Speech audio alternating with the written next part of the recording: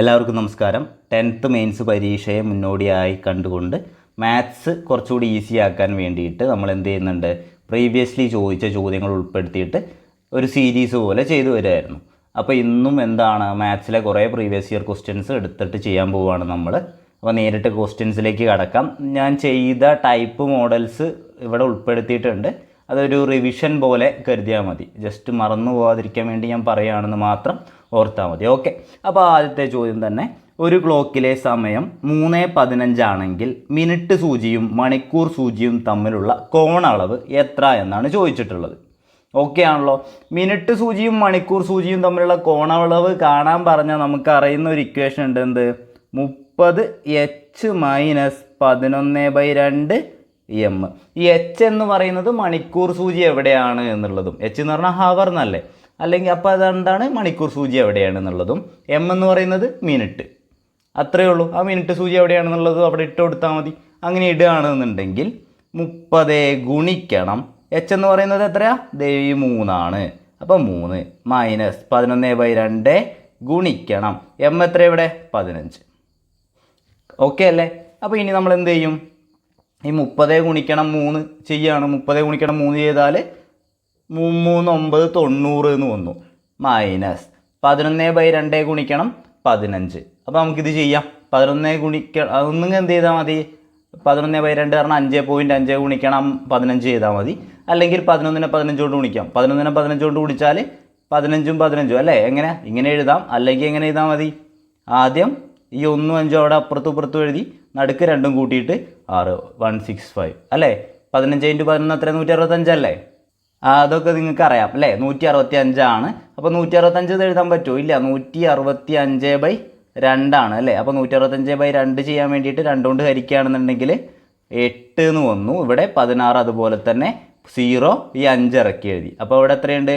2, ഇവിടെ 4 കിട്ടി, ശിഷ്ടം 1.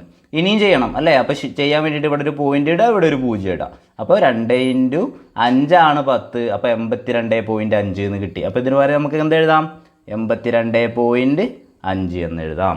അപ്പോൾ നമ്മുടെ ഉത്തരം 90ൽ നിന്ന് 82.5 കുറച്ചാൽ 7.5 ഡിഗ്രി എന്ന് ലഭിക്കും. ഇങ്ങനെയാണ് സാധാരണഗതികളിൽ നമ്മൾ എന്ത് ചെയ്യാറുള്ളത്? മണിക്കൂർ സൂചിയും മിനിറ്റ് സൂചിയും തമ്മിലുള്ള കോണളവ് ചോദിച്ചാൽ ചെയ്യാറുള്ളത് അല്ലേ? സാധാരണ അങ്ങനെയാണ് നമ്മൾ ചെയ്യുന്നത് അല്ലേ? പക്ഷേ ഈ ഒരു പർട്ടിക്കുലർ ചോദ്യത്തിന് അതിനേക്കാൾ പെട്ടെന്ന് ഉത്തരം കണ്ടുപിടിക്കാൻ നമ്മളെ കൊണ്ട് സാധിക്കും. അതെങ്ങനെ? അതാണ് പറയാൻ പോണേ. അത് ഞാൻ ഇതിന് മുന്നേ പറഞ്ഞിട്ടുണ്ട്. നമ്മളെ സ്ഥിരം ആൾക്കാരാണെന്നുണ്ടെങ്കിൽ കിട്ടിയിട്ടുണ്ടാവും. അല്ലാത്തവർക്ക് വേണ്ടിയിട്ടാണ് പറയണേ. സ്ഥിര ആൾക്കാരൊക്കെ എന്ത് ചെയ്യുക, അത് ചെയ്തിട്ടുണ്ടാവണം കേട്ടോ. ഈ ക്ലോക്കിൽ ഈ 3:15 എന്ന് പറഞ്ഞ സമയത്തിനൊരു പ്രത്യേകതയുണ്ട് അല്ലേ? നമ്മുടെ ക്ലോക്കിൽ 3:15 എന്ന് പറഞ്ഞു കഴിഞ്ഞാൽ അതെ ഇതാണ് എന്ത്, നമ്മുടെ മണിക്കൂർ സൂചിയും 3-ലായിരിക്കും, 15ൻ്റെ മിനിറ്റ് സൂചി എന്തിലായിരിക്കും?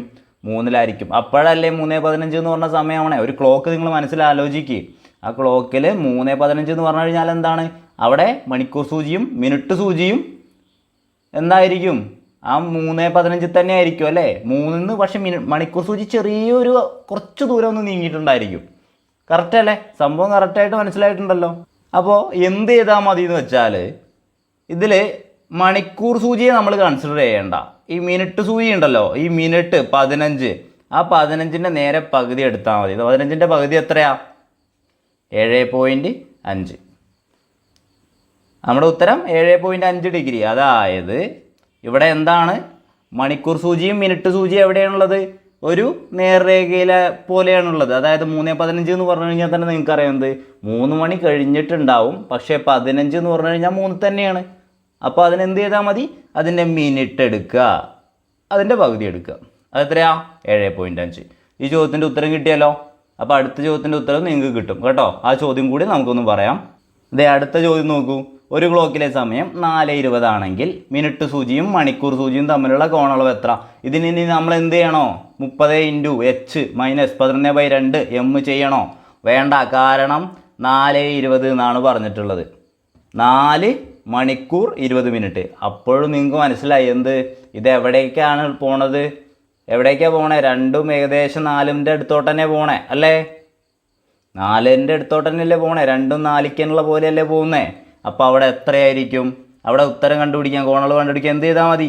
മിനിറ്റ് മാത്രം എടുക്കുക 20, അതിൻ്റെ പകുതി എടുക്കുക, എത്രയായിരിക്കും? 10. നമ്മുടെ ഉത്തരം 10 ഡിഗ്രി എന്ന് ആയിരിക്കും. കിട്ടിയാലോ? അടുത്ത ചോദ്യം നോക്കാം. അടുത്ത ചോദ്യം, ഒരു ക്ലോക്കിലെ സമയം 10:50 ആണെങ്കിൽ മിനിറ്റ് സൂചിയും മണിക്കൂർ സൂചിയും തമ്മിലുള്ള കോണളവ് എത്ര എന്നാണ് ചോദിച്ചിട്ടുള്ളത്. ഈ ചോദ്യം എന്ത് ചെയ്യുക? നിങ്ങൾ തന്നെ ചെയ്തിട്ട് ഹോംവർക്ക് ആണ്, നിങ്ങൾ തന്നെ ചെയ്തിട്ട് നമ്മൾ ഇതിൽ കമൻ്റ് ആയിട്ട് ഇടുക. ഇതാണ് നമ്മുടെ ഒന്നാമത്തെ ചോദ്യം. അപ്പോൾ നിങ്ങൾ പറയും, സാറ് സിമ്പിൾ സാധനങ്ങളൊക്കെ പറഞ്ഞു, നിങ്ങൾക്ക് ബുദ്ധിമുട്ടുള്ളത് തന്നു എന്നുള്ള തോന്നുന്നുണ്ടോ? സ്കൂളിലൊക്കെ എങ്ങനെയല്ലേ? അതുതന്നെ നമ്മളിവിടെയും ചെയ്യണം കേട്ടോ. അപ്പോൾ ഇത് സിമ്പിളാണ്, നിങ്ങൾക്ക് ഇതിന് ഉത്തരം കിട്ടണം. ഒന്നാമത്തെ ചോദ്യം നിങ്ങൾ എന്ത് ചെയ്യുക? ഉത്തരമായിട്ട് കമൻറ്റ് ചെയ്യുക. ഓക്കെ ആണല്ലോ? 10:50 കോണളവ് എത്രയുണ്ടാക്കും? കിട്ടുമല്ലോ? ഇതിലൊന്നും ഇനി അധികം സംസാരിക്കാനില്ലാത്തതുകൊണ്ടാട്ടോ പറഞ്ഞു പോണേ. അടുത്ത ചോദ്യത്തിലേക്ക് പോവാം. ഇതാണ് ഇന്നത്തെ ഏറ്റവും ടഫ് ക്വസ്റ്റ്യൻ. ഇതാണ്. ഓക്കെ, അപ്പോൾ ശ്രദ്ധിച്ച് കേൾക്കുക. √3 - √2 divided by √3 + √2 plus √3 + √2 divided by √3 - √2. ഇത് ചെയ്യാൻ എങ്ങനെ ശരിക്കും ചോദിച്ചാൽ ഇതെങ്ങനെ ചെയ്യും? ഇത് നേരെ ക്രോസ് ഗുണിക്കും. നമ്മൾ സാധാരണ ഭിന്നസംഖ്യകൾ എങ്ങനെ ചെയ്യുക? അതേപോലെ ചെയ്താൽ മതി. ക്രോസ് ഗുണിക്കുക എന്ന് പറഞ്ഞാൽ √3 - √2. ഇതാ ഇവിടെ ഒരു √3 - √2 ഉണ്ട്. ഗുണിക്കണം എന്താവും? √3. ഇത് മേലേക്ക് വന്നാൽ അത് √3 - √2. എഴുതുന്നത് മനസ്സിലാവുന്നുണ്ടല്ലോ? പിന്നെ എന്ത് ചെയ്യണം? ഈ പ്ലസ് അതുപോലെ എഴുതണം അല്ലേ? പ്ലസ്. ഇനി എന്ത് ചെയ്യണം? ഇവിടെ √3 + √2 ഉണ്ട് അല്ലേ? √3 + √2. ഇനി എന്ത് ചെയ്യണം? ഈ √3 + √2 മേലേക്ക് പോവാണ്. √3 + √2. അപ്പോൾ ഇത്രയും എഴുതിയില്ലേ? കഴിഞ്ഞില്ല അല്ലേ? ഇനി എന്ത് ചെയ്യണം? താഴെ എന്തുണ്ട്? √3 + √2 ഇൻറ്റു √3 - √2. ഇങ്ങനെയാണ് നമ്മൾ സാധാരണ ഭിന്നസംഖ്യകളെ ഗുണിക്കുന്നത്. ഇതാലോചിച്ച് ടെൻഷൻ ആവേണ്ട. ഭിന്നസംഖ്യകളെ സാധാരണ ഗുണിക്കുക എങ്ങനെ അതുപോലെ എഴുതിയെന്നേ ഉള്ളൂ കേട്ടോ. അപ്പോൾ ഇനി ഇത്രയും ചെയ്തതെന്ന് നമുക്ക് എന്ത് മനസ്സിലായി? ഇത് എന്ന് പറയുന്നത് √3 - √2 ഇൻറ്റു √3 - √2 എന്ന് പറഞ്ഞാൽ എന്താ? അത് √3 - √2 ഹോൾ സ്ക്വയർ ആണ്. അതുപോലെ പ്ലസ് അടുത്തത് √3 + √2 ഹോൾ സ്ക്വയർ ആണ്. ഡിവൈഡഡ് ബൈ ഇതെന്താണ്? √3 + √2 ഇൻറ്റു √3 - √2 എന്ന് പറഞ്ഞാൽ എന്താണത്? a+b into a - b. പഠിച്ചിട്ടില്ലേ? a+b into a - b എത്രയാ? a² - b² അല്ലേ? a² - b² ആണ്. a² - b² എന്ന് പറഞ്ഞാൽ എന്ത് ചെയ്യാം? √3 സ്ക്വയർ എത്രയാ? 3 മൈനസ് b². √2ൻ്റെ സ്ക്വയർ 2. അതായത് √3ൻ്റെ സ്ക്വയർ എത്രയാ? 3. √2ൻ്റെ സ്ക്വയർ എത്രയാ? 2. അത്രയേ ഉള്ളൂ. അത് ഞാൻ കറക്റ്റ് എഴുതിയെന്നേ ഉള്ളൂ കേട്ടോ. ഇങ്ങനെ ചെയ്യണം. ഇനി ഇങ്ങനെ വേണമെന്നുണ്ടെങ്കിൽ ഇതിൻ്റെ ബാക്കി എന്ത് ചെയ്യണം? ഇത് സിംപ്ലിഫൈ ചെയ്യണം അല്ലേ? ഇത് സിംപ്ലിഫൈ ചെയ്ത് അങ്ങനെ ചെയ്തു പോകണം. അങ്ങനെയാണ് ചെയ്യുക. അങ്ങനെ ചെയ്യാൻ നമുക്ക് പക്ഷേ എന്ത് ചെയ്യുന്നില്ല? സമയമില്ല ഇപ്പോൾ. അപ്പോൾ ഞാൻ ഇത് എന്താണ് സംഭവം എന്നുള്ള കാര്യം മാത്രം ഞാൻ നിങ്ങൾക്കൊന്ന് പറഞ്ഞുതരാം. ഈ എഴുതിയേക്കുന്നത് a - b divided by a+b. ഇവിടെ a+b divided by a - b എന്നുള്ള പോലെയാണ്. അപ്പോൾ ഇത് ചെയ്ത് കഴിഞ്ഞാൽ നമുക്ക് കിട്ടാൻ പോണത് ഇത്. ഓക്കെ, ഇത് ഞാൻ എഴുതിയേക്കണം ഒരു തവണ പറയാം. a - b divided by a+b. ഇത് എഴുതിയേക്കണം മനസ്സിലാവുന്നുണ്ടോ? a എന്ന് പറഞ്ഞാൽ √3, b എന്ന് പറഞ്ഞാൽ √2 കേട്ടോ. Plus a+b divided by a - b എന്ന് പറഞ്ഞിട്ടുള്ള ഫോമുല. ഇതെന്ത് ചോദ്യം വന്നു കഴിഞ്ഞാൽ ഇതിപ്പോൾ റൂട്ടല്ല വേറെ ഏത് ടൈപ്പിൽ വന്നാലും ഇത് ഇങ്ങനെയാണ് തന്നിട്ടുള്ളത് എന്നുണ്ടെങ്കിൽ എന്ത് ചെയ്യും? നമ്മൾ നേരെ ക്രോസ് ഗുണിക്കും. അപ്പോൾ നമുക്ക് എന്ത് കിട്ടും? a - b whole square plus a+b whole square എന്ന് കിട്ടും. താഴെ എന്ത് വരും? a² - b² എന്നും ഉണ്ടാവും. ഇനി ഇത് ഇനിയും വിപുലീകരിച്ച് കഴിഞ്ഞാൽ a - b ഹോൾ സ്ക്വയർ എന്താണ്? a² - 2ab + b² ആണ്. പ്ലസ് ഈ a+b ഹോൾ സ്ക്വയർ ആണ് ഞാൻ എഴുതാൻ പോകുന്നത്. a² + 2ab + b² ആണ്. താഴെ a² - b² അതുപോലെയുണ്ട്. അപ്പോൾ ഇനി ബാക്കി എന്ത് ചെയ്യണം? ഇവിടെ -2ab ഉണ്ട്, ഇവിടെ ഒരു +2ab ഉണ്ട്. അപ്പോൾ അത് രണ്ടും വെട്ടിപ്പോയി. അപ്പോൾ ബാലൻസ് ഉള്ളത് 2a² + 2b² divided by a² - b² ആണ്. അപ്പോൾ അത് നമുക്ക് എങ്ങനെ എഴുതാം? 2 ഗുണിക്കണം a² + b² divided by a² - b². ഇങ്ങനെ ഒരു സംഭവമാണ് നമുക്ക് ചെയ്താൽ കിട്ടുക. അതായത് ഈ √3ക്ക് പകരം a എന്നും 2ന് പകരം ബി എന്നും കൊടുത്തിട്ട് ചെയ്ത് കഴിഞ്ഞാൽ ലാസ്റ്റ് ഇങ്ങനെ വരും. ഇത് ചെയ്ത് കഴിഞ്ഞാൽ നമ്മുടെ ഉത്തരമായി. അപ്പോൾ ഇങ്ങനെയൊക്കെ കാണുമ്പോൾ നിങ്ങൾ വിചാരിക്കും ഇതൊക്കെ ഞാൻ എങ്ങനെ പഠിക്കാനാണ് അല്ലേ? അപ്പോൾ ഇതൊക്കെ പാടെ പഠിക്കേണ്ട. ഇത് ഞാൻ എഴുതിയേക്കുന്നത് എന്താ വിചാരിച്ചു കഴിഞ്ഞാൽ ഡിഗ്രി ലെവലിനൊക്കെ നോക്കുന്ന ആരെങ്കിലും ഉണ്ടെങ്കിൽ ഇങ്ങനത്തെ സാധനങ്ങളും കൂടി നിങ്ങൾ പഠിച്ചിരിക്കണം. അല്ലാതെ ഷോർട്ട് കട്ട് മാത്രം പഠിച്ചു കഴിഞ്ഞാൽ നിങ്ങൾക്ക് ഇത് ചെയ്യാൻ പറ്റുമോ? ഇല്ല. ഷോർട്ട് കട്ട് മാത്രം പഠിച്ചു കഴിഞ്ഞാൽ എല്ലായ്പ്പോഴും നമുക്ക് ഉത്തരം കിട്ടിയെന്ന് വരില്ല. പക്ഷേ ഇത് ഞാൻ പറഞ്ഞുതരാം. എക്സാമിന് ഇനി കുറച്ച് ദിവസമല്ലേ ഉള്ളൂ. അപ്പോൾ നിങ്ങൾക്ക് എന്തായാലും ഓർമ്മയിലുണ്ടാവും. എന്ത് ചെയ്താൽ മതി വിചാരിച്ചു കഴിഞ്ഞാൽ നമുക്ക് ഇത് എഴുതിയേക്കുന്ന മെത്തേഡ് എന്ന് പറയുന്നത് എങ്ങനെയായിരിക്കണം? a-b divided by a+b plus എങ്ങനെയായിരിക്കണം? a+b divided by a-b. ഈ ഒരു ഫോർമാറ്റിലാണ് ചോദ്യം വന്നത് എന്നുണ്ടെങ്കിൽ നമ്മൾ ആദ്യം എന്ത് ചെയ്യാമെന്നറിയോ? ഒന്നും നോക്കണ്ടതെ ഈ 3ഉം 2ഉം ഇല്ലേ, അത് 2ഉം കൂട്ടി മേലെ എഴുതുക. ഡിവൈഡഡ് ബൈ ഈ 3ഉം 2ഉം ഇല്ലേ, അതിൻ്റെ വ്യത്യാസം എടുക്കുക. 3ന്ന് 2 കുറയ്ക്കുക. എത്രയാ? 1. അതാദ്യം ചെയ്യുക. അപ്പോൾ എത്ര കിട്ടി? 5/1 5 അല്ലേ? അതിനോട് ആരെ ഗുണിക്കുക? അതിന് 2 ഗുണിക്കുക, അല്ലെങ്കിൽ അതിൻ്റെ ഇരട്ടി എടുക്കുക. അത് തന്നെയാണ് എന്ത് നമ്മൾ ലാസ്റ്റ് കണ്ടുപിടിച്ചിട്ടുള്ള 2a² plus b² divided by a² minus b² എന്ന് പറഞ്ഞിട്ടുള്ള ഫോർമുല ആയിട്ട് കണ്ടുപിടിച്ച് വരുന്നത്. ഓക്കെ. അപ്പം ഞാൻ പറഞ്ഞ കാര്യം ഇതേ പഠിക്കാൻ കഴിയുന്നവർ ഇത് പഠിക്കുക. അല്ലാത്തവരെന്ത് ചെയ്യുക? കൺഫ്യൂഷൻ ആവണ്ട. ഇങ്ങനെ ഒരു ചോദ്യം വരികയാണെന്നുണ്ടെങ്കിൽ ഇപ്പോൾ ഈ √3 മൈനസ് √2 അതിന് പകരം ഞാൻ വേറെ ചോദ്യം ഇടാം. √5 minus √2 divided by √5 plus √2 plus √5 plus √2 divided by √5 plus √2.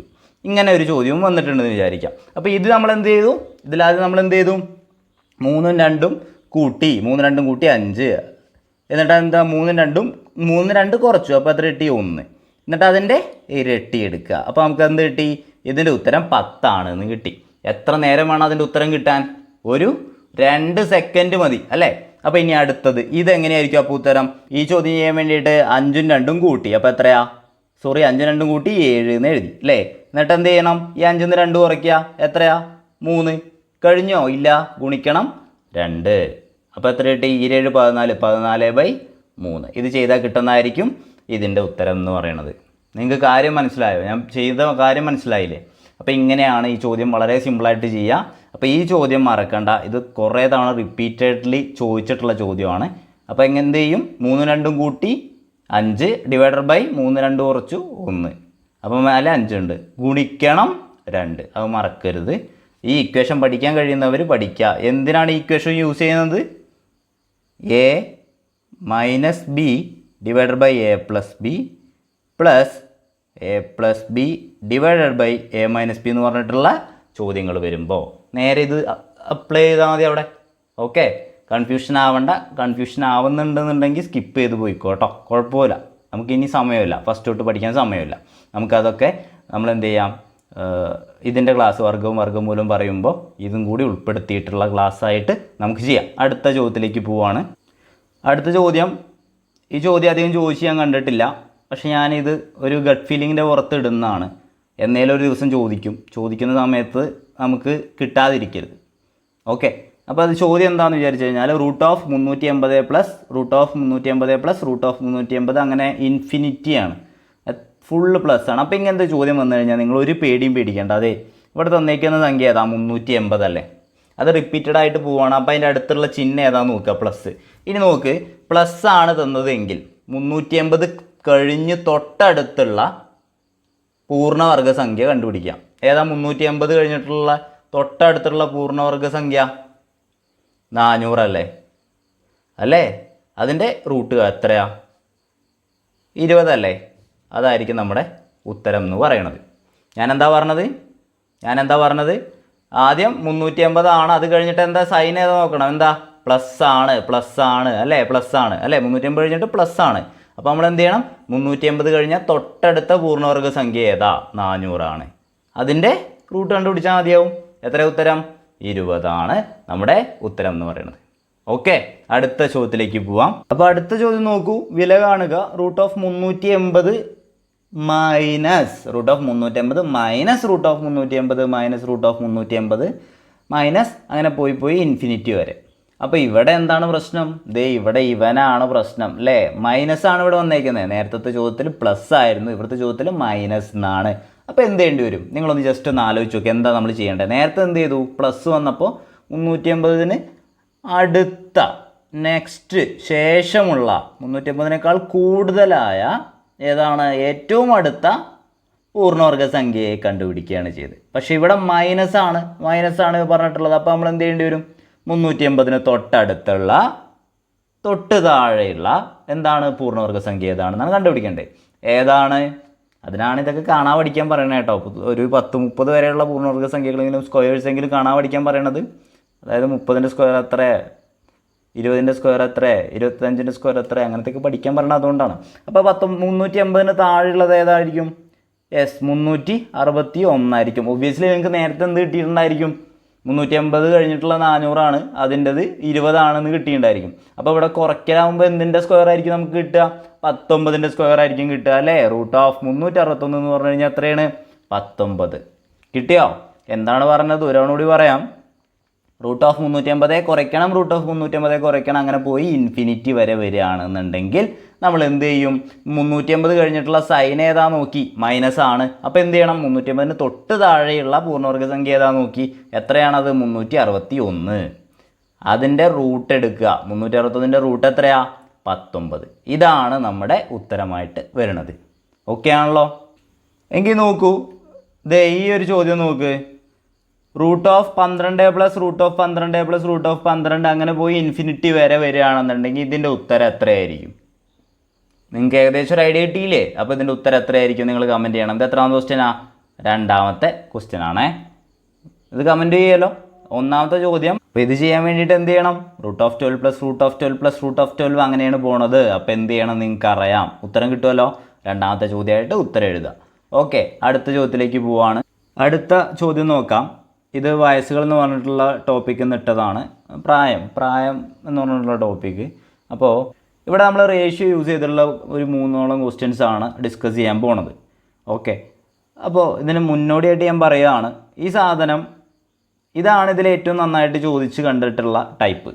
അതായത് 2 റേഷ്യോസ് തരും, അതിനിടയിലുള്ള വർഷങ്ങളുടെ ഗ്യാപ്പും തരും, എന്നിട്ട് നമ്മളോട് ആ വയസ്സ് കാണാൻ പറയും. ഇതൊരു ഡിഗ്രി ലെവലിൽ വരെ നമുക്ക് പ്രതീക്ഷിക്കാവുന്ന ചോദ്യമാണ്.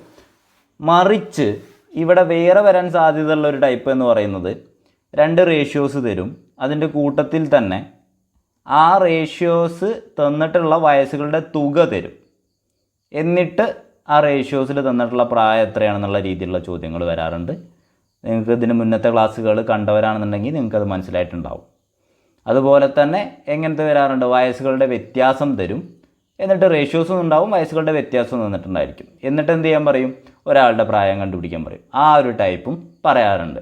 അപ്പോൾ ആ 2 ടൈപ്പും നമ്മളൊരു പ്രിലിംസ് ലെവൽ അല്ലെങ്കിൽ 10th ലെവലിൽ ചോദിക്കുന്ന ചോദ്യങ്ങൾ തന്നെയാണ്. പക്ഷേ നമുക്ക് എന്നാലും കുറച്ചുകൂടി മേലേക്ക് കയറിയിട്ടാണ് ചോദ്യമെങ്കിൽ ഈ രീതിയിലായിരിക്കാം ചോദ്യങ്ങൾ വരാൻ സാധ്യതയുള്ളത്. അപ്പോൾ ആദ്യത്തെ ചോദ്യം നോക്കാം. അപ്പുവിൻ്റെയും അമ്മുവിൻ്റെയും വയസ്സുകൾ 1:2 എന്ന അംശബന്ധത്തിലാണ്. 15 വർഷം കഴിയുമ്പോൾ അംശബന്ധം 2:3 ആകും. എങ്കിൽ അമ്മുവിൻ്റെ വയസ്സ് എത്ര എന്നാണ് ചോദ്യം. അപ്പോൾ ചോദ്യം പറയുമ്പോൾ ശരിക്കും ഇതൊന്നും ചെയ്യേണ്ട, നേരെ ഉത്തരത്തിലേക്ക് എഴുതി പോയാൽ മതി. എങ്കിൽ കൂടി ഞാൻ ഇതൊന്ന് ക്ലിയർ ആവാൻ വേണ്ടിയിട്ട് എഴുതി കാണിക്കാം. അപ്പോൾ തന്നിട്ടുണ്ട്, ഓക്കെ, അപ്പു, അതുപോലെ ആരാണ് തന്നിട്ടുള്ളത്? അമ്മു അല്ലേ? ഇങ്ങനെ 2 പേരുണ്ട്. അപ്പോൾ ഇവരുടെ വയസ്സുകൾ 1:2 റേഷ്യോയിലാണെന്ന് പറഞ്ഞിട്ടുണ്ട്. 15 വർഷം കഴിയുമ്പോൾ അംശബന്ധം 2:3 എന്നാണ് പറയുന്നത്. എങ്കിൽ അമ്മുവിൻ്റെ വയസ്സ് എത്ര? ഇതാണ് ചോദ്യം. എങ്കിൽ അമ്മുവിൻ്റെ വയസ്സ് എത്ര? ഓക്കെ, ഇത്രയാണ് ചോദ്യം തന്നിട്ടുള്ളത്. അപ്പോൾ ഇവിടെ നിങ്ങൾ ശ്രദ്ധിക്കണം, അപ്പുവിൻ്റെയും അമ്മുവിൻ്റെയും വയസ്സുകൾ 1:2 എന്ന് പറഞ്ഞു കഴിഞ്ഞാൽ അപ്പുവിൻ്റെ വയസ്സ് എത്രയായിരിക്കും? 1 ആയിരിക്കും. അമ്മുവിൻ്റെ വയസ്സ് 2 ആയിരിക്കും. കാരണം ആദ്യം എഴുതിയത് ആദ്യത്തെ ആൾ. അതൊക്കെ ഇതിൻ്റെ ബേസ് കാര്യം കേട്ടോ. അപ്പോൾ ഇനി നമ്മളിതെങ്ങനെ നമ്മൾ ചെയ്യും എന്നുള്ളതാണ് നോക്കാൻ പോണേ. എങ്കിൽ അമ്മുവിൻ്റെ വയസ്സ് എത്ര? അമ്മുവിൻ്റെ വയസ്സ് എത്ര എന്ന് ചോദിച്ചാൽ അമ്മുവിൻ്റെ വയസ്സ് എവിടെയാണുള്ളത്? ഇതാണ് അമ്മുവിൻ്റെ വയസ്സ് അല്ലേ? അതാണ് നമ്മൾ കണ്ടുപിടിക്കാൻ പോണേ. അപ്പോൾ നമ്മൾ ആദ്യം അത് എഴുതുക, ഗുണിക്കണം. ഞാൻ ചെയ്യുന്ന അതേപോലെ ചെയ്യണേ. ആദ്യം കണ്ടുപിടിക്കേണ്ടത് അമ്മുവിൻ്റെ വയസ്സാണ്. അത് നമ്മൾ ഒരു വട്ടം ഇട്ടിട്ട് എന്തെഴുതി? അതെടുത്തെഴുതി. ഇനി എന്ത് ചെയ്യുന്നു? എത്രയാണ് വർഷങ്ങൾ വ്യത്യാസം വന്നിട്ടുള്ളത്? അല്ലെങ്കിൽ എന്താണ്? 15 വർഷം കഴിഞ്ഞിട്ടാണ് അല്ലേ? അപ്പോൾ അത് എത്രയാണെന്ന് എഴുതുക. ഇപ്പോൾ 10 വർഷം കഴിഞ്ഞിട്ടാണെന്ന് പറയുകയാണെങ്കിൽ എത്ര എഴുതാം? 10 എഴുതാം. 10 വർഷങ്ങൾക്ക് ശേഷം അങ്ങനെയൊക്കെ പറഞ്ഞാൽ 10 എന്ന് എഴുതിയാൽ മതി. ഇവിടെ 15 വർഷങ്ങൾ എന്ന് പറഞ്ഞുകൊണ്ട് 15 ഗുണിക്കണം. ഒരാളെ കൂടി ഗുണിക്കാനുള്ളത് ആരാധേ? ഇത് നമ്മൾ എടുത്തതിൻ്റെ ഓപ്പോസിറ്റ് ഉള്ളത്. അപ്പോൾ ഓപ്പോസിറ്റ് ഉള്ളത് ഇയാളാണ്, ഈ 2 പേരാ, ഈ റേഷ്യോസാണ്. അപ്പോൾ അതിൻ്റെ വ്യത്യാസം. അപ്പോൾ ഈ റേഷ്യോയിൽ 2ഉം 3ഉം ആണുള്ളത്. അതിൻ്റെ വ്യത്യാസം എടുത്താൽ മതി. അല്ലാതെ -1 +1 അങ്ങനെ കണക്കാക്കണ്ട. ഈ 2ഉം 3ഉം തമ്മിലുള്ള വ്യത്യാസം. അപ്പോൾ എത്രയാണ് 2ഉം 3ഉം തമ്മിലുള്ള വ്യത്യാസം? 1. എഴുതിയേക്കുന്ന മനസ്സിലായാലോ? ഞാൻ ഒരു തവണ കൂടി പറയുകയാണ്. ജസ്റ്റ് നോക്കുക, ഇവിടെ ശ്രദ്ധിക്കുക. എന്താ പറഞ്ഞത്? നമുക്ക് കണ്ടുപിടിക്കേണ്ടത് ഇതാണ് കണ്ടുപിടിക്കേണ്ടത്. അമ്മുവിൻ്റെ വയസ്സ് എത്ര? അപ്പോൾ അത് ഞാൻ ആദ്യം എഴുതി. ഗുണിക്കണം. ഇനി എന്ത് പറഞ്ഞു? എത്ര വർഷങ്ങൾക്ക് ശേഷം? 15. അപ്പോൾ അതും എഴുതി. ഗുണിക്കണം. ഇനി എന്തെഴുതി? ഇതിൻ്റെ നേരെ ഓപ്പോസിറ്റ് ഉള്ളവരുടെ വ്യത്യാസം. ഇതിൻ്റെ നേരെ ഓപ്പോസിറ്റ് ഉള്ളതിൻ്റെ വ്യത്യാസം. ഇപ്പോൾ 2:3 ആണ്. അതിൻ്റെ വ്യത്യാസം എത്രയാണ്? 1. ഡിവൈഡഡ് ബൈ ഹരിക്കണം. ഇനി എന്ത് ചെയ്യണം? നേരെ ക്രോസ് ഗുണിക്കുക. നേരെ ക്രോസ് ഗുണിക്കുക. 1 ഗുണിക്കണം. ഓക്കെ, ഞാൻ ഒന്ന് പതുക്കെ പറയാം. ഇതാകുന്ന ക്രോസ് ഗുണിക്കുക. 1 ഗുണിക്കണം 3. എത്രയാണ്? 3. കുറയ്ക്കണം. ഇവിടെ 2 ഗുണിക്കണം 2. എത്രയാ? 4. ഇപ്പോൾ ഈ 3 കുറയ്ക്കണം 4 എന്ന് പറയുമ്പോൾ നിങ്ങൾക്ക് കൺഫ്യൂഷൻ വേണ്ട. ഞാൻ ജസ്റ്റ് ഇത് എഴുതി കാണിക്കാം. 2 × 5 15. 30 ഗുണിക്കണം 1 30. ഡിവൈഡഡ് ബൈ ഈ 3 കുറയ്ക്കണം 4 എന്ന് പറയുമ്പോൾ ചിലപ്പോൾ എന്ത് എഴുതാം? -1 എന്ന് പറഞ്ഞിട്ട് എഴുതാം. പക്ഷേ ഇവിടെ പ്രായം ആണ് നോക്കുന്നത്, അല്ലേ? അംശബന്ധവും പ്രായമൊക്കെയാണ് നോക്കുന്നത്. പ്രായത്തിൻ്റെ കേസിൽ മൈനസ് വരുമോ? ഇല്ല. അപ്പോൾ ഇതെന്തായിരിക്കും? ജസ്റ്റ് 1 എന്ന് ഇട്ടാൽ മതി. അതായത് ഈ കേസിൽ എല്ലായിടത്തും നമ്മൾ എന്ത് ചെയ്യുന്നത്? വ്യത്യാസം മാത്രം കണ്ടാൽ മതി. അതിൻ്റെ സൈൻ ഏതാണ് എന്നുള്ളത് ഇവിടെ ഇമ്പോർട്ടൻ്റ് അല്ല. അപ്പോൾ 30/1 എത്രയാണ്? 30. അപ്പോൾ അമ്മുവിൻ്റെ പ്രായം എന്ന് പറയുന്നത് 30 ആണ്. കിട്ടിയല്ലോ? ഇനി നോക്ക്, ഇതേ ചോദ്യം തന്നെ പറയുകയാണ്, ഒന്ന് ശ്രദ്ധിക്കണേ. ഈ ചോദ്യത്തിൽ നിങ്ങളോട് അപ്പുവിൻ്റെ വയസ്സാണ് ചോദിച്ചതെങ്കിൽ എങ്ങനെ ചെയ്യാമെന്നുള്ളത് നോക്കി നോക്കാം. അപ്പോൾ നമ്മൾ ആദ്യം റേഷ്യോസ് എഴുതി. 1:2 എന്ന് പറഞ്ഞിട്ട് റേഷ്യോസ് എഴുതി. 15 വർഷം കഴിയുമ്പോൾ അംശബന്ധം 2:3 ആയി എന്നുള്ളത് എഴുതി. ഇനി എന്ത് ചെയ്യണം? അപ്പുവിൻ്റെ വയസ്സല്ലേ വേണ്ടേ? അപ്പുവിൻ്റെ വയസ്സാണ് വേണ്ടത്. അപ്പോൾ ഇതാണ് നമുക്ക് വേണ്ടത്. അപ്പോൾ നമ്മൾ അത് എഴുതി. ആദ്യം 1 ഗുണിക്കണം. പിന്നെന്തെഴുതി? നിങ്ങൾ തന്നെ പറയണേ, എൻ്റെ കൂടെ പറയണേ. വർഷങ്ങൾ എത്ര വ്യത്യാസം വന്നു? 15 വർഷമാണ്. 15 വർഷങ്ങൾക്ക് ശേഷമാണ്. അപ്പോൾ അതെഴുതി. ഗുണിക്കണം. ഇതിൻ്റെ നേരെ ഓപ്പോസിറ്റ് ആരാ? 2:3. അതിൻ്റെ വ്യത്യാസം എത്രയാണ്? 1. ഡിവൈഡഡ് ബൈ ഇനി എന്ത് ചെയ്യണം? നേരെ ക്രോസ് ഗുണിക്കണം. 3 × 1 3. കുറയ്ക്കണം. 2 × 2 4. ഞാൻ പറയുന്നത് മനസ്സിലാവുന്നില്ലേ? അപ്പോൾ ഇനി എന്ത് ചെയ്യുക? ഈ 1 × 15 × 1 എന്ന് പറഞ്ഞാൽ 15 ആണ്. താഴെ 3 കുറയ്ക്കണം 4. ഞാൻ എന്ത് പറഞ്ഞു? അതിൻ്റെ വ്യത്യാസം എടുത്താൽ മതി. 3ഉം 4ഉം തമ്മിലുള്ള വ്യത്യാസം 1. അവിടെ മൈനസ് ആണോ പ്ലസ് ആണോ നോക്കണ്ട. അപ്പോൾ ഉത്തരം 15. അപ്പുവിൻ്റെ വയസ്സ് 15. കിട്ടിയല്ലോ? അമ്മുവിൻ്റെ വയസ്സാണെങ്കിൽ 30. അത് നമ്മൾ കണ്ടുപിടിച്ചില്ലേ? അപ്പോൾ അടുത്ത ചോദ്യം ഇതേ ടൈപ്പ് ചോദ്യം തന്നെ. ഇത് നമ്മൾ പഠിക്കാൻ പോവുകയാണ്. അടുത്ത ചോദ്യം നോക്കാം. ഇപ്പോൾ ഞാൻ പറഞ്ഞ ചോദ്യങ്ങളെല്ലാം തന്നെ മുൻ വർഷങ്ങളിൽ ചോദിച്ച ടൈപ്പ് ചോദ്യങ്ങളാണ്. ചോദിച്ച ടൈപ്പല്ല, ചോദിച്ച ചോദ്യങ്ങളാണ് ഇപ്പോൾ പറഞ്ഞ ചോദ്യമൊക്കെ കേട്ടോ. അപ്പോൾ നോക്കിക്കോ. അടുത്ത ചോദ്യം ഇതും അത് തന്നെയാണ്. അച്ഛൻ്റെയും മകൻ്റെയും വയസ്സ് തമ്മിലുള്ള അനുപാതം 5:2. 10 വർഷത്തിന് ശേഷം, ശ്രദ്ധിക്കണം കേട്ടോ ചോദ്യം, 10 വർഷത്തിന് ശേഷം അച്ഛൻ്റെ വയസ്സ് മകൻ്റെ വയസ്സിൻ്റെ ഇരട്ടിയാണെങ്കിൽ ഇപ്പോഴത്തെ മകൻ്റെ പ്രായം എന്ത്? ചെയ്താലോ? അത് നമ്മൾ എന്തെഴുതി?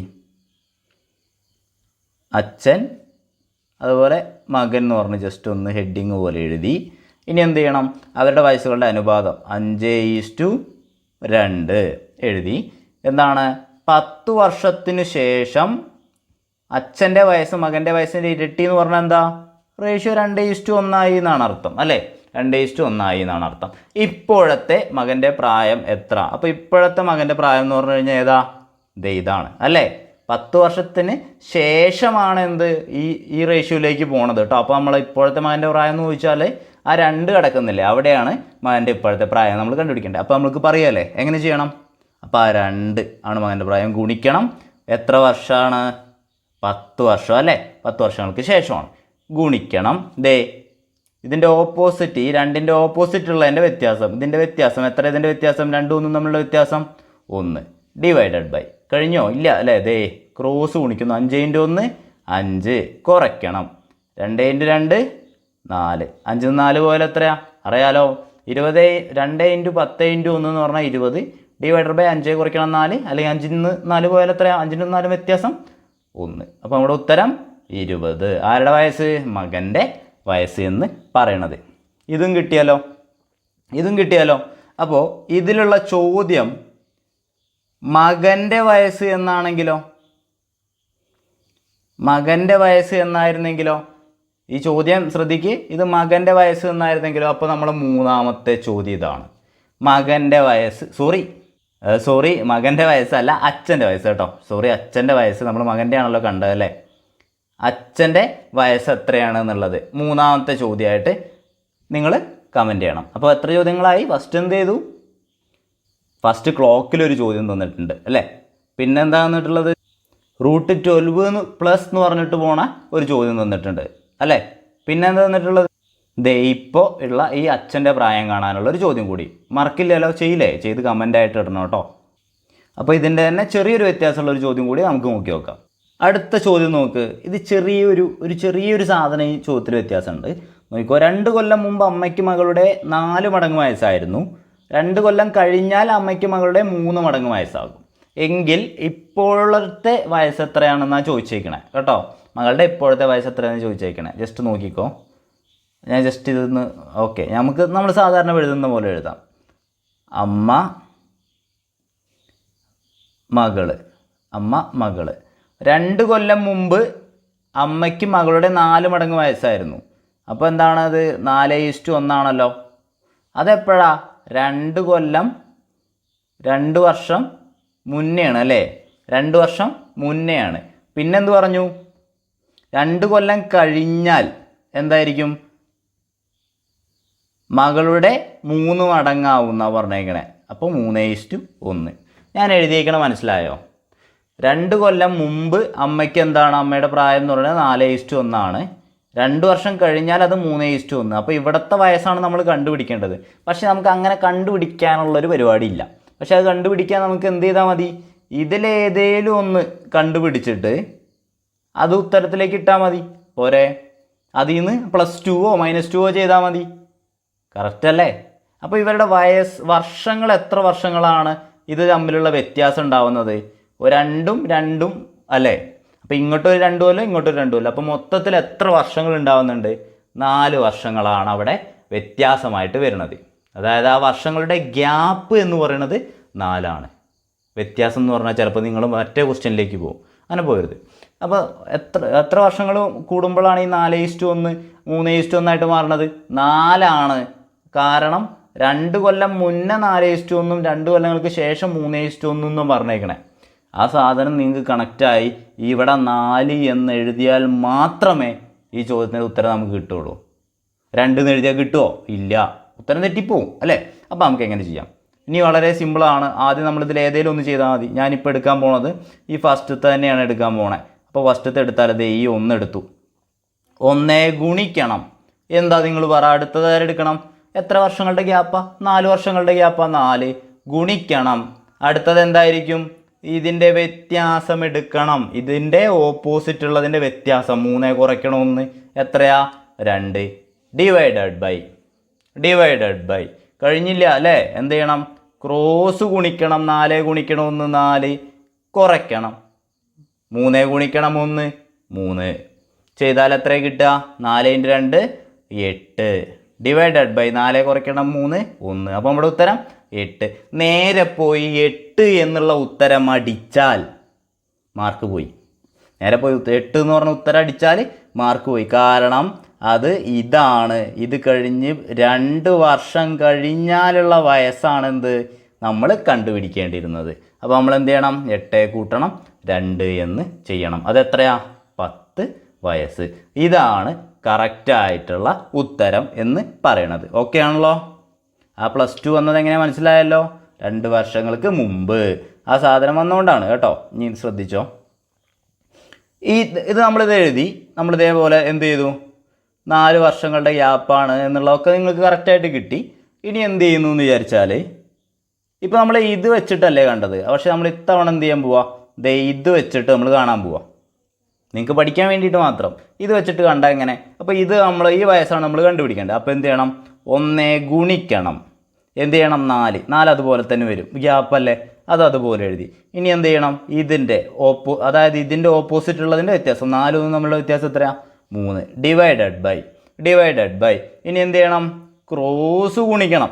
4 × 1 4, കുറയ്ക്കണം 3 × 1 3. ചെയ്താൽ എത്ര കിട്ടുക? 12/1 എന്ന് കിട്ടി. 12 നേരെ 12 ഉത്തരം എന്ന് എഴുതി അടിക്കാൻ പറ്റുമോ? ഇല്ല. കാരണം ഇവിടെയാണ് എന്ത് 12 ഉള്ളത്. നമുക്ക് ഇവിടെ 2 വർഷങ്ങൾക്ക് മുന്നേ ഉള്ളതാണ് വേണ്ടത്. അതെത്രയാണ്? 12ൽ നിന്ന് 2 കുറയ്ക്കണം 10. അപ്പോൾ ഏതെടുത്താലും ഉത്തരത്തിലേക്ക് എത്തണം എന്നുണ്ടെങ്കിൽ ഇത് എന്താണ് എന്ന് മനസ്സിലാക്കാൻ കഴിയണം. അതിന് ഇതുപോലെയുള്ള ചോദ്യങ്ങൾ വർക്കൗട്ട് ചെയ്യുക മാത്രമാണ് എന്ത് നമ്മുടെ മുന്നിലുള്ള ഒരു പോംവഴിയായിട്ടുള്ളത്. അപ്പോൾ പിന്നെ കുറേ പേര് എന്ത് ചെയ്യുന്നുണ്ട്, ക്ലാസ് ഡെയിലി ഇടാനൊക്കെ പറയുന്നുണ്ട്. എനിക്ക് ഇടണം എന്നൊക്കെ ഉണ്ട്, സമയലഭ്യതയുടെ കുറവുകൊണ്ടാണ് കേട്ടോ ചെയ്യാതെ കുറച്ചൊരു ഇത് വരുന്നത്. എന്തായാലും നിങ്ങളെല്ലാവരും നന്നായിട്ട് പഠിക്കുക. നമ്മളെന്തായാലും ലാസ്റ്റ് എക്സാമൊക്കെ ആവുന്നതിന് തൊട്ട് മുന്നേ ആയിട്ട് എന്ത് ചെയ്യും, കുറച്ച് പ്രീവിയസ് ഇയർ ക്വസ്റ്റ്യൻസ് ഒരു PDF രൂപത്തിൽ ചെയ്യണമെന്ന് വിചാരിക്കുന്നുണ്ട്. നമുക്ക് സമയമില്ല, പക്ഷെ നമ്മൾ കുറേ ക്വസ്റ്റ്യൻസ് എടുത്തു വെച്ചിട്ടുണ്ടായിരുന്നു. അതെല്ലാം ടൈപ്പ് ചെയ്യാൻ ഒരാളെ ഏൽപ്പിച്ചിട്ട് അങ്ങനെ നമുക്കൊരു PDF ആയിട്ട് തരാമെന്ന് വിചാരിക്കുന്നുണ്ട് കേട്ടോ. അപ്പോൾ അതായത് കുറേ ഇമ്പോർട്ടൻ്റ് ആയിട്ടുള്ള കുറച്ച് ക്വസ്റ്റ്യൻസ് മാത്രം എടുത്തിട്ട് ജസ്റ്റ് ഒന്ന് വർക്കൗട്ട് ചെയ്ത് നോക്കിയിട്ട് പോകാനുള്ള പാകത്തിന് ആക്കാൻ വേണ്ടിയിട്ട് ഒന്ന് വിചാരിക്കുന്നുണ്ട്. നമ്മൾ കുറേ ക്വസ്റ്റ്യൻസ് മാറ്റി വെച്ചിട്ടുണ്ട്. അപ്പോൾ ടൈപ്പ് ചെയ്യാൻ ഒരാളെ കിട്ടിയാൽ നമ്മൾ എന്ത് ചെയ്യും, അത് നിങ്ങൾക്ക് തരും. അല്ലെങ്കിൽ എന്ത് ചെയ്യും, നമ്മൾ ആ എടുത്തു വെച്ച ക്വസ്റ്റ്യൻസ് ഉണ്ടല്ലോ അതുപോലെ തരാൻ പറ്റുമെന്ന് നോക്കാം കേട്ടോ. അല്ലെങ്കിൽ ടൈപ്പ് ചെയ്യാൻ ഒരാളെ കിട്ടിയാൽ അതുപോലെ റെഡിയാക്കിയിട്ട് നല്ല രസത്തിൽ വൃത്തിക്ക് ചെയ്തു തരാം. അപ്പോൾ ഇത്രയാണ് ഇന്നത്തെ ക്ലാസ്സിൽ പറയാനുള്ളത്. പിന്നെ കുറേ പേര് സിവിൽ എക്സൈസ് ഓഫീസറിൻ്റെത് ക്ലാസ് ഇടുക, കുറേ പേരല്ല കുറച്ച് പേര് സിവിൽ എക്സൈസ് ഓഫീസറിൻ്റെ ക്ലാസ് ഇടുമെന്ന് ചോദിച്ചിട്ടുണ്ടായിരുന്നു. ഇടണമെന്നുണ്ട്, ഞാൻ പറഞ്ഞില്ലേ സമയത്തിൻ്റെ കുറവുണ്ട്, അതാണ് പ്രധാന പ്രശ്നം. നമ്മൾ ഫ്രീ ആണെന്നുണ്ടെങ്കിൽ ഇടായിരുന്നു. നോക്കട്ടെ, നമ്മൾ മാക്സിമം പറ്റുന്ന മാതിരി ചെയ്യാൻ ശ്രമിക്കുന്നുണ്ട്. ഇനി ഇടുമെന്ന് ഉറപ്പൊന്നും പറയാൻ പറ്റില്ല, കാരണം നമ്മൾ ഈ ക്ലാസ് തന്നെ നമുക്ക് ഇടാൻ സമയത്തിൻ്റെ കുറവുണ്ട്. പിന്നെ നമുക്കിത് ഒരു ഇഷ്ടമുള്ള കാര്യമായതുകൊണ്ട് ചെയ്യണതാണ് കേട്ടോ. പിന്നെ കുറച്ച് പേര് കേൾക്കാനും ഉണ്ടല്ലോ, അപ്പോൾ അതിൻ്റെ ഒരു ഇതിലിങ്ങനെ ചെയ്യണതാണ്. അതുകൊണ്ടാണ് ഇങ്ങനെ ചെയ്തു പോണത്. അല്ലെങ്കിൽ ഇത് പണ്ടേ നിന്ന് പോയേനെ. നിങ്ങളുടെ കൂടെ ഉള്ളതുകൊണ്ടാണ് അതിങ്ങനെ മുന്നോട്ട് പോയിക്കൊണ്ടിരിക്കണേ. അപ്പോൾ അത്രയാണ് പറയാനുള്ളത്. എന്നാലും നമുക്ക് സിവിൽ എക്സൈസ് നോക്കാം കേട്ടോ, നമുക്ക് ശ്രമിക്കാം. ഇല്ല എന്നൊന്നും പറയണില്ല, നമുക്ക് ശ്രമിക്കാം എന്തായാലും. പിന്നെ അതുപോലെ ഇമ്പോർട്ടൻ്റ് ആയിട്ടുള്ള ടോപ്പിക്കുകൾ എന്തായാലും ഒരു 2 ദിവസം മുന്നേ നമ്മൾ സിവിൽ എക്സൈസ് ഓഫീസറിൻ്റെ ടോപ്പിക്കുകൾ എന്തായാലും നമ്മൾ ഏതൊരു ക്ലാസ് എടുക്കുമ്പോൾ അതിൽ ഉൾപ്പെടുത്താൻ ശ്രമിക്കുക. അല്ലെങ്കിൽ ഒരു ഷോർട്ട് വീഡിയോ ആയിട്ട് എന്തെങ്കിലും ഇതിൻ്റെ ഏറ്റവും ഇമ്പോർട്ടൻ്റ് ആയിട്ട് മുൻ വർഷങ്ങളിൽ ചോദിച്ച് വെച്ചിട്ട് നമ്മൾ ജസ്റ്റ് ഒന്ന് നോക്കിയിട്ട്, അത് ഉറപ്പിക്കാൻ പറ്റില്ല, അങ്ങനെ ഒരു പ്രശ്നമുണ്ടല്ലോ. എന്തായാലും ഉഷാറാക്കുക, എല്ലാവർക്കും നല്ലതായിട്ട് പഠിക്കുക. പഠിച്ചാൽ തന്നെ ഈ പരിപാടി നടക്കുകയുള്ളൂ. നിങ്ങൾക്കറിയാലോ, കുറച്ചധികം ഉപദേശം ഉണ്ടായിരുന്നു, പക്ഷേ ലാസ്റ്റിക്ക് വെച്ചതാണ്. എന്താ വെച്ചാൽ ലാസ്റ്റ് ഇത്രയും നേരം നിന്ന ആളുകൾക്ക് ഒരു മോട്ടിവേഷൻ ആയിക്കോട്ടെ വിചാരിച്ചിട്ട് പറയുന്നതാണ്. ഈ ജോലിക്ക് വേണ്ടി നിങ്ങളെല്ലാവരും കഷ്ടപ്പെടുന്നുണ്ട്, ആ കഷ്ടപ്പാടിൻ്റെ ഫലം ഒരു ദിവസം കിട്ടും കേട്ടോ. അല്ലാതെ ഈ ജോലി കിട്ടിയ ആരും എന്തല്ല ഒറ്റ രാത്രി കൊണ്ട് ജോലി മേടിച്ച ആളുകളല്ല, പഠിച്ച് കഷ്ടപ്പെട്ട് പഠിച്ച് ഉറക്കുളച്ച് പഠിച്ച ആളുകൾ തന്നെയാണ്. അപ്പോൾ അതുകൊണ്ട് പേടിക്കാനോ ഭയക്കാനോ ഒന്നുമില്ല. നിങ്ങളുടെ ദിവസം, നിങ്ങൾക്ക് ലക്കുള്ള ഒരു ദിവസം, നിങ്ങൾ ഇത്രയും കാലം പഠിച്ചിട്ടുണ്ട് എന്നുണ്ടെങ്കിൽ അതിനുള്ള ഫലം നിങ്ങൾക്ക് എന്തായാലും കിട്ടും. അപ്പോൾ എല്ലാവരും സന്തോഷമായിട്ടിരിക്കുക. എല്ലാവർക്കും നല്ലൊരു ജോലി കിട്ടി നല്ല കറങ്ങുന്ന കസേരയിലൊക്കെ ഇരിക്കാൻ പറ്റട്ടെ. സന്തോഷമുള്ള ഹാപ്പി ആയിട്ടുള്ളൊരു ജീവിതം എല്ലാവർക്കും ഉണ്ടാവട്ടെ. Thank you.